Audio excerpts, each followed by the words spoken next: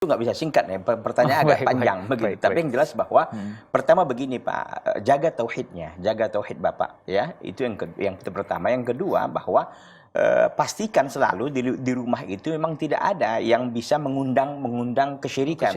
Tidak ada di sana kita katakanlah patung-patung, tidak ada salib-salib, kemudian gambar-gambar. Itu pastikan semua dulu.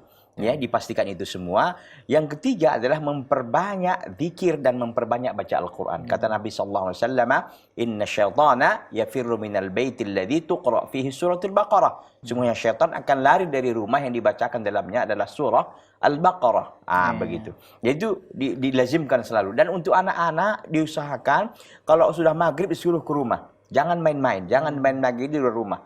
Rumah ditutup dan mengucapkan bismillah.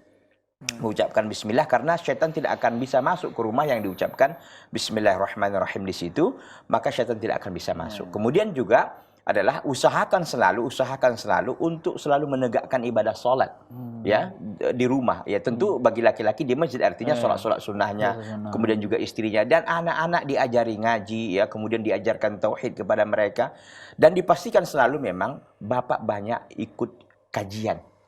Ikut ngaji, tafaqquh fiddin. Karena kalau hanya bertanya seperti ini kan umum saja kan begitu. Kita ingin takhusus. Kalau bila perlu pun buat pengajian di rumah. Sekali-sekali begitu, ajak teman-teman. Jadi untuk memperkuat iman juga, untuk mempertahankan tauhid dan memang supaya gangguan-gangguan jin, syaitan dan segala macam itu tidak mempan dan tidak akan bisa masuk ke rumah Bapak dan mengganggu keluarga Bapak. Wallahu taala. Baik, jazakum